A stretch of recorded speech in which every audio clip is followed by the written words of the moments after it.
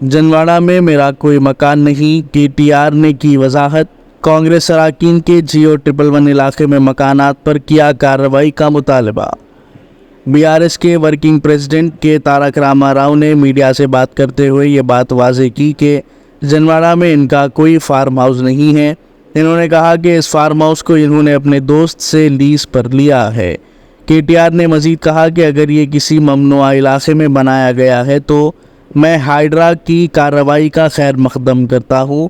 KTR ने यह भी मुतालबा किया कि तेलंगाना के चीफ मिनिस्टर रेवंत रेड्डी और इनके काबीनी साथियों के जियो 111 इलाके में मकानात पर कार्रवाई की जाए। ఇంతసేపు రైతుల సబ్జెక్ట్ చెప్తే మీరేమో హైడ్రామా నేను ఒకటే చెప్తా ఉన్నా. నాకంటూ పాపం కొంతమంది మీడియా మిత్రులకు కూడా తెలియదు. మీరు కొండలరెడ్డి మాయలో రేవంత్ రెడ్డి మాయలో ఉన్నారు కొంతమంది. మీకు నేను చెప్తా ఉన్నా, వాళ్ళు ఎవరో మీరే అనుకోండి, నేను చెప్పాల్సిన అవసరం లేదు. ఈ మాయలో ఉన్న వాళ్ళు ఎవరైతే ఉన్నారో నాకంటూ ఏ ఫామ్ హౌజు లేదు, స్పష్టంగా చెప్తా ఉన్నా. నా మిత్రుడు ఒక ఆయనకి ఫామ్ హౌస్ ఉంటే నేను లీజ్ మీద తీసుకున్నమాట వాస్తవం. ఒక 7-8 ఏళ్ళ నుంచి లీజ్ మీద ఉన్నమాట వాస్తవం. ఒకవేళ అది ఎఫ్టీఎల్లోనో బఫర్లోనో ఉంటే నా మిత్రుడికి నేను చెప్తా, దగ్గర ఉండి అవసరమైతే నేను కూడా పోయి, ఎందుకంటే నేను లీజ్ మీద ఉన్నా కాబట్టి అక్కడే ఉండి నేను దగ్గరుండి కూలగొట్టించి వస్తా.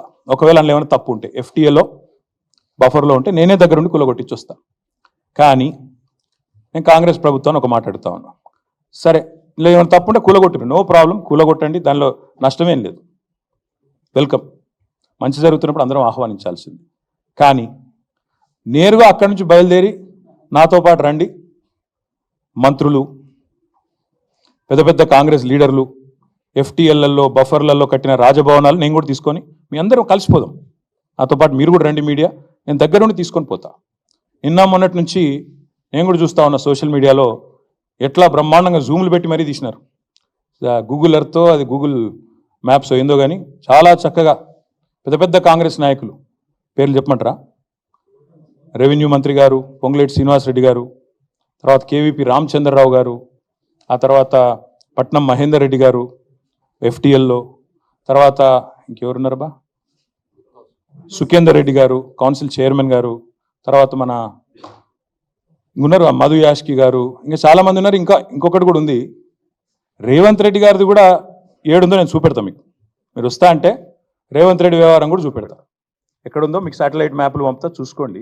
నేనేమంటున్నా అంటే ఐ వెల్కమ్.